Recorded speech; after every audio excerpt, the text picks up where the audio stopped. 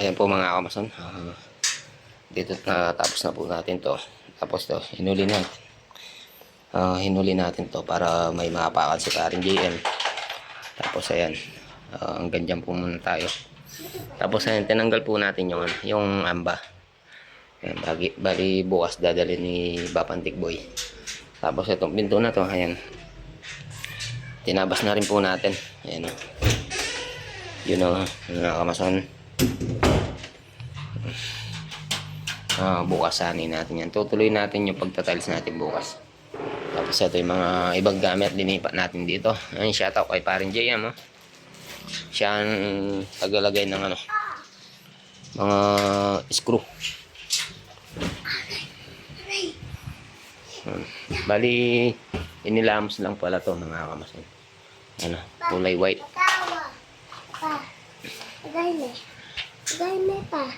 Na grout na rin natin. Tapos yung ni-repair natin kahapon ito. Bali binatakan na kaagad. Hindi ko lang alam kung di puputok yan o. Tapos ayan, itong tiles natin, iniwan natin yung mga tropa natin doon sa kabila. Bali isa lang yung boss natin dito at saka yun doon mga kamason, si Bapantik Boy sa site natin at saka dito bahay ni Bapantik Boy to. Tapos mga ginawa natin mga outlet, ayan, dalawa, dinagdagan natin ang dalawa, tapos pinalitan natin ng bago yun, yung outlet na yun at saka yun dun sa likod ng pinto. Ayan, shoutout ang Eli Boy, shoutout pa idol nyo. Shoutout idol nyo. Ayan, bali ginamit natin dito mga kamason, GSF at saka semento. Tapos ayan, tiniktikan natin sa chipping gun.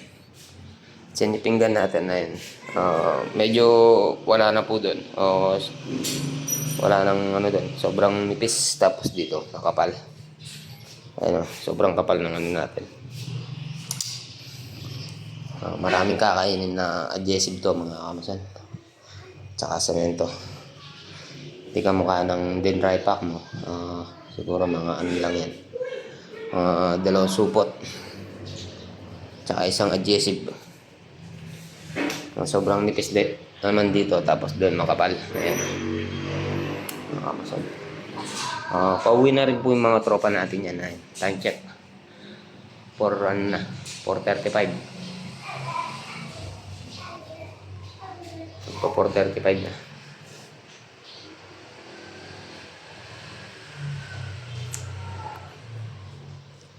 Bali bukas tutuloy po natin to. Dito po muna tayo magtatrabaho bukas at natapos na po tayo dito. Ayan,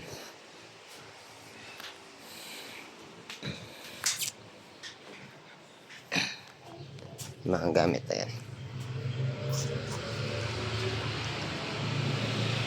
ito po yung mga tiles natin,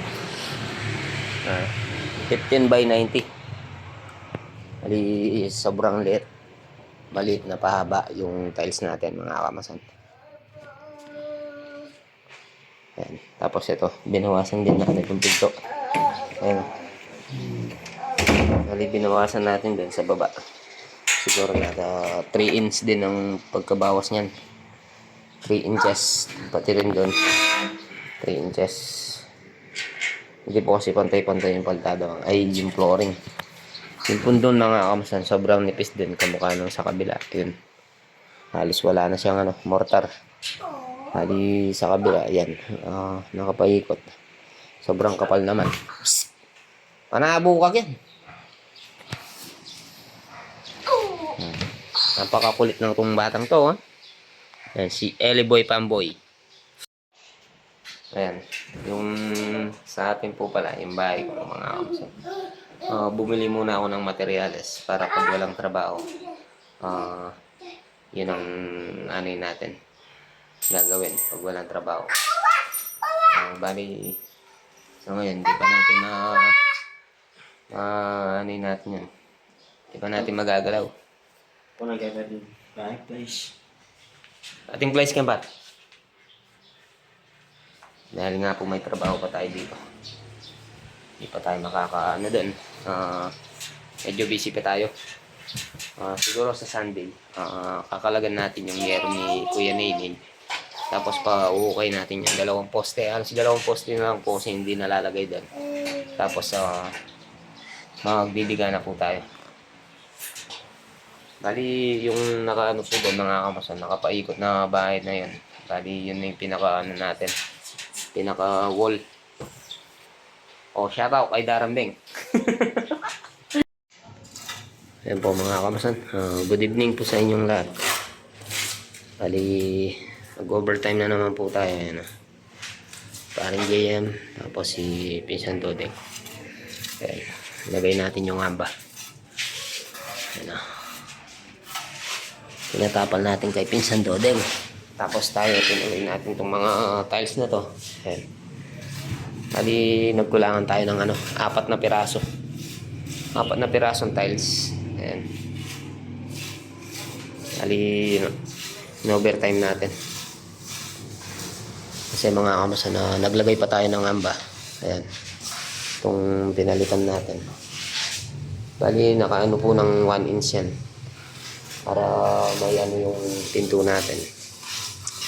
Ayan. Tapos bukas yung headers. Tatapalan na lang.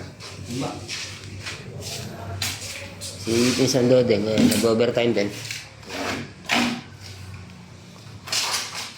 Tatawag na wala kay Tonton Hernandez.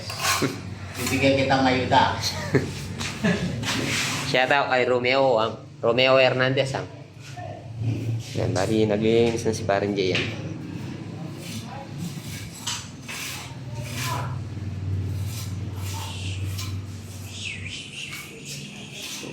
Bali 15 by 90 po itong tiles na linagay natin.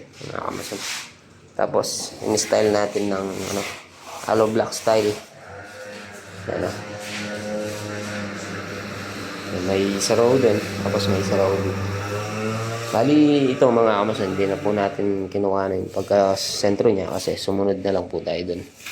Sinundan na lang po natin yon papunta dito. Kaya kung makikita nyo po yung sa road dito, medyo malaki. Tapos dun, medyo maliit. Ayan.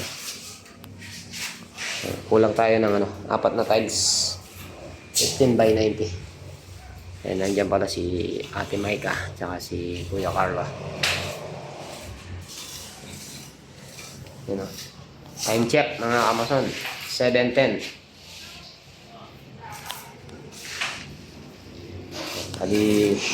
Palilinis natin yan sa side yung pinaganuan ng para malinis, hindi maduming tignan. Saka yun yung sa wall. Padaanan mong foam pare padaanan mong foam, no? Foam Side? sa side. Yan. Tapos dito yung ng cabinet. Yan. Dito po yung cabinet niya. Ewan ko po kung paano nila to. Kaya, wala mo ko. Ha? Malinis niya yung gas. Basta't malinis yun. Yung kayong gulo mo lang yun. Yan eh. Bataka niya mo rin yun.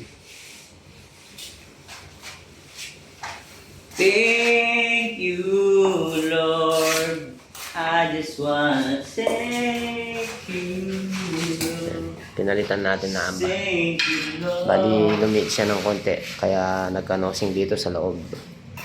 Yung dati kasi mga kamason, naka-plus lang po yan. Yung inanay.